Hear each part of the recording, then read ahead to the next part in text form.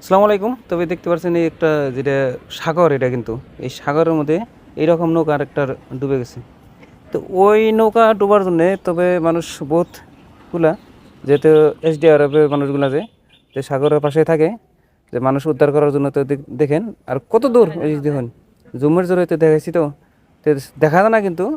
আর তার পরবর্তী জুম করার পরে কিন্তু তার ভুট্টা পরিপূর্ণভাবেই দেখা যায়। তো দেখেন তো কীরকম, ওই যে মানুষও আছে একজন, এক দুজন মানুষ আছে কিন্তু বহুত হাগি জাগি, কারণ ঢেউয়ে খুব ঝুঁকতেছে। আর এই যে এসডিআরএফের মানুষ আছে আর মানুষগুলো আছে, যেহেতু চিন্তিত কিবা হয় একটা এই জায়গায় আর পাড়ের পর আইনে ডুবে গেছে। তে আর ওইটার জন্য চিন্তিত, ওটা বান কী হয় সেই জন্যে। তবে দেখতে থাকেন ভিডিওটা, আর যদি ভালো লাগে তবে একটা শেয়ার রাখবেন, কারণ একটা শেয়ারে অন্যজনে দেখতে পারবো, কারণ অভিজ্ঞতা হবো।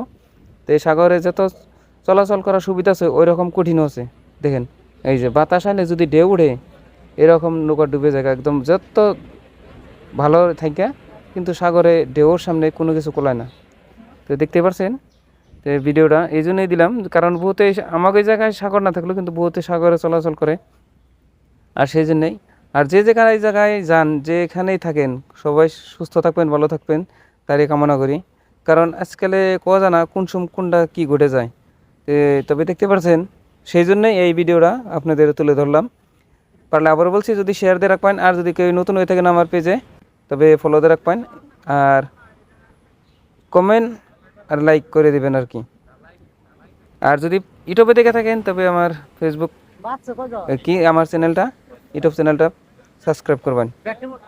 আর কমেন্টের জরিয়ে পারলে জানাবেন ভিডিওটা কোন জায়গায় গুলো দেখছেন। তবে ঠিক আছে, সবাই সুস্থ থাকেন, ভালো থাকেন, তারাই কামনা করি। আল্লাহ হাফিজ।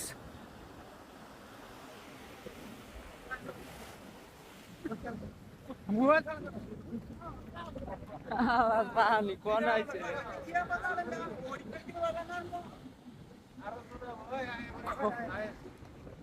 কোন আইছে পানি কইছে